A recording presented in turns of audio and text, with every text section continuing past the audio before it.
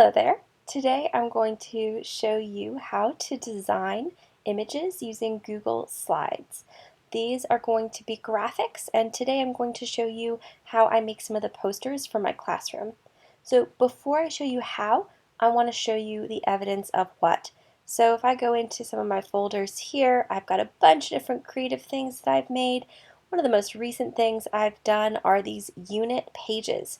And so these have been exported as images, and I've made a series of these kinds of posters for each of my units. So how do I use Google Slides to do that?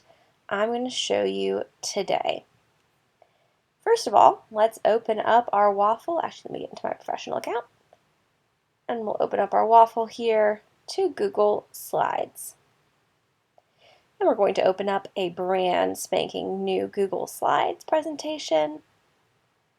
And the first thing I'm going to do is that I'm going to change the format and page setup of this slide. There are a few reasons for this. Mostly, I want to make this something that can be printed pretty easily. One of the standard sizes for poster printing is 11 by 17. So I'm going to go to File, I'm going to go to Page Setup, and instead of widescreen, and I showed you last time how to do standard for your older PowerPoints, I'm going to do custom. And in my custom, I'm going to go 11 by 17. And that's going to, instead of a landscape, which is what I have now, it's going to do it in poster. And here we go. Of course, you could do it in a 8.5 by 11 if you want to do like a printer paper, but I'm probably going to want these to be fairly large. So I'm going in with that intention in mind. So I'm going to zoom in a little bit because this is awfully, let's go with 100%. Ooh, that's a little intense. Let's go to 50%. Better. 50% is workable. Okay. So you might want to choose a background image, you might want a background color. It's entirely up to you how you want to do that, but let's say you're just doing a color, you can go here and you can select any of their color options. I'm actually going to expand this out a little bit so we can see all of this. You can also do a gradient if you'd like to. Those are always quite nice. Maybe something like that blue looks soothing, you could do that. Right, and that's a lovely gradient option. You could also, for what it's worth, do a custom color, and you can change the center color. You can also change the actual gradient, kind of what original color it is on the outside before it goes in towards white. It's entirely up to you how you want to do that. If I'm not doing a gradient, if I'm doing just normal color, then I can go here and I can choose anything. And if you've got a hex code that you know you like, you can just paste that in there. And you can also mess with transparency. Transparency is really, really helpful if you're trying to do some layering effects. I'll revisit transparency a little later. But let's say I'm good with this color, it's relaxing, I'm good to go. Cool. So I'm going to begin now with creating whatever poster it is that I want to create. So let's say the the poster is going to be some kind of acronym, right? Or something else to help students. So I'm going to go with the acronym INSPECT, which is what we use sometimes in AP World History for analyzing themes. And so I'll start with that then. We're going to insert a text box right there. That's not quite perfect. That's okay though. I can go back and manipulate it. And my text, the title for my acronym here. I'm going to go in and look at some of these fonts. Again, I can't use any of my personalized fonts that I have uploaded or downloaded from other sources, but I can use one of these fun fonts that has been created by Google. And I've got tons of options. These are all ones that I have saved to my personal options because I really like them for one reason or another. And I'll just choose maybe this one. In retrospect, I want that N to be lowercase. And actually, let's go ahead and expand that out so I can actually see what I'm doing. And maybe Luckiest Guy isn't what I want. For now, we'll go with Architect's Daughter. And if I see this is taking a long time, we can skip ahead, see what 90 looks like. 90 is okay. Let's see what 100 looks like. That's a little better. And I might want to make it bold because it's a title. Now, one thing you'll want to note is that this is obviously not going to center well with the box being that large, so I'm going to close the box a little bit. And now that it's the right size, I can use the centering lines, these red centering lines, to greater effect. So move it up a little bit, center it, looks good. Now, my style of doing these involves a lot of those little circles, and inside the circles I insert graphics. So I'm going to actually kind of break down the letters off to the side because it is an acronym, and then I'm going to show you how to do some of those other graphics. So let's do the text box first.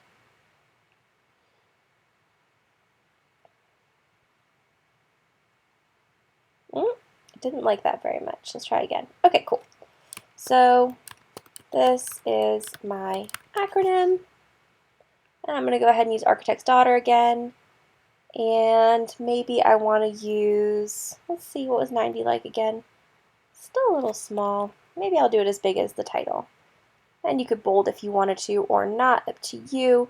But one thing worth noting is that you'll probably want to center these. It just changes the look a little bit. I think it, oops, makes it look just a little nicer if they're all centered. And I'm going to expand that box out so it doesn't look so weird and so that I can manipulate it as I need to.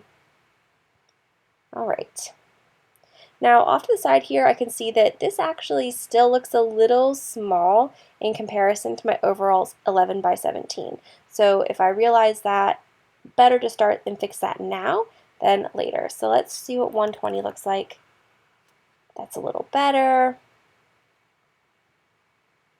And maybe I just move it down a smidge so it's centered. Hey, I like how that looks. So I've got my words here. I'm going to unexpand again. Okay, cool. So for each of these stands for a word in our themes. So I can insert text boxes like this. And this is interactions. So actually I like to skip the first two letters so that it kind of flows. So interactions between humans and the environment. Okay, it's not going to like that first word, but it's okay. I'm going to choose another font, maybe something like Century Gothic. That's always pretty cool. And I'm going to expand that size as well, but it won't be quite as aggressive. Let's see what 30 looks like. 30 is okay. Expand it. And that's actually all right. I'll leave it like that. Center it a little bit. And you may want to move it closer, further up, whatever the aesthetic needs to be for you. If you really want it to be one line and it really bothers you that it's not one line, obviously you can change that, totally up to you. So each of these has something that it stands for, but for the sake of time, I'm not going to do each one. I'm just going to show you the design components so that you know how to do your own. One thing I do want to point out is sometimes it can be really appealing visually to do a darker color as the background, or not even like an aggressively dark color, just a slightly darker color. That's a little dark. Custom. Take it down a notch. Yeah, that's not bad. Do that. And then it can be really lovely visually, for what it's worth, to do this in white. Again, this is totally up to you how you want to handle text. But I find that white really pops, and I tend to really prefer it. I do a lot of mine with white as the primary text color. So again, up to you, but that's how I'll be doing this one today. Another key feature that a lot of my posters have is that they have these little circles, and inside the circles I've embedded graphics. So I'm going to show you how I do that. So you have shapes up here, and I'm going to use a standard circle shape. So I'll come over here for that. And I'll draw that circle out. This is approximately how big I'm going to want this, roughly. Alright, and the default here is fill in with white, and you can change the formatting on that if you need to. There's a color option here. The fill color is white, and the line color is this kind of like gray. I'm going to go with transparent, and I don't mind the fill being white actually, so I'll leave that alone. So let's say that I wanted to maybe do these circles at the end of each of these little acronym descriptions. So I put this up here.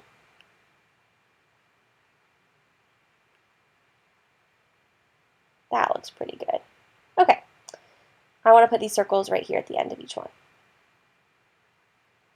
I know that I'm going to want several of these. Now I can change the color of each, but if I've got a size that I really like and I don't want to mess with that, I'll just copy and paste, copy and paste. I'm using Command C and Command V. I'm on a Mac. Obviously you could use other mechanisms. You don't have to use shortcuts. You could right click and copy and paste that way. Or if memory serves, if you really wanted to, you could go to Edit up here and copy and paste. Again, whatever floats your boat. But I'm going to do it this way, and these little red lines here are super helpful because they're helping me to center these circles. I don't like how it's having me center them though, because there we go. It's not quite on the letter, which is what I want.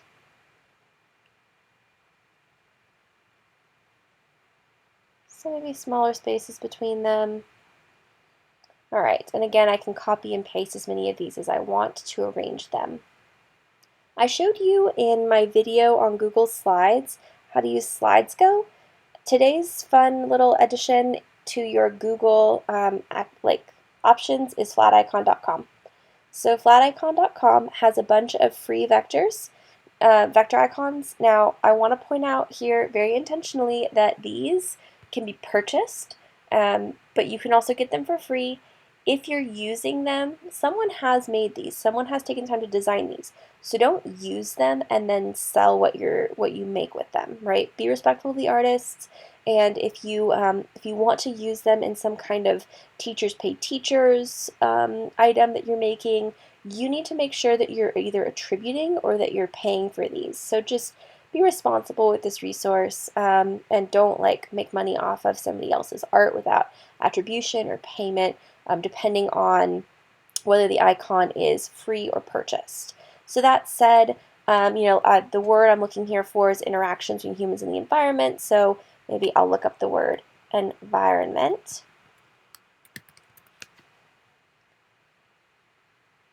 And it's going to show me all kinds of options. Some of these obviously are paid for. This little crown indicates that some of these are paid for items, but I want to use one of these free vector icons. We'll go with this. Why not? This earth with a heart, right? I can get it as a PNG. I can get it in SVG. There's lots of different file formats. And actually, I'm going to look at the full pack for World Environment Day. Oh, just kidding. I have to sign in with my account. I do have an account. I just don't feel like signing in right now. So we'll go with this one. And there's attribution is required here, and there's a way to attribute. But again, it's free, right, for personal commercial purpose of attribution. Just don't go trying to sell stuff. I'm going to copy this image, and I'm going to paste it into my document. And I'll size it nicely, center it. It has suddenly decided it doesn't like it. That's interesting.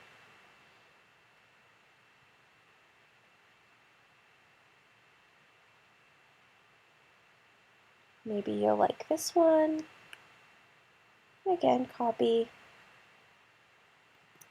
paste.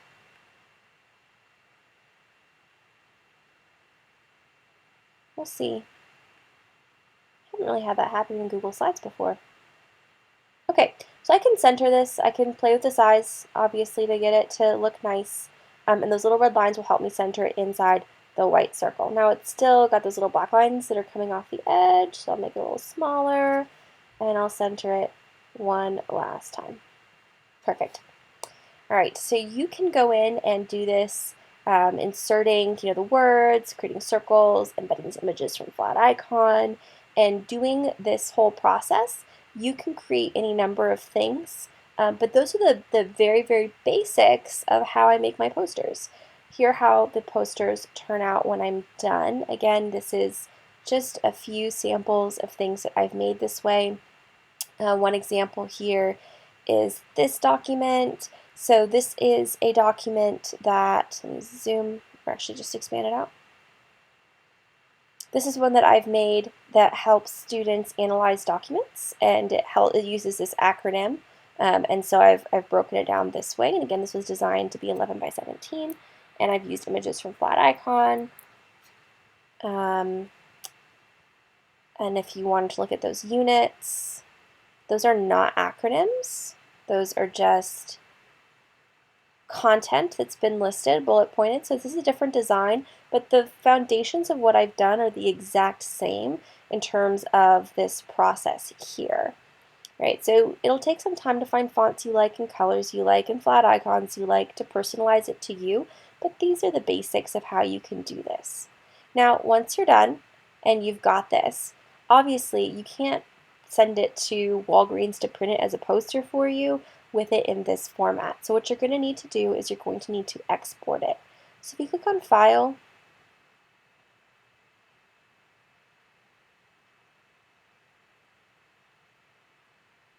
I can download, and I can download as a PowerPoint if I want to, but I'm going to download this as a PNG and its current slide.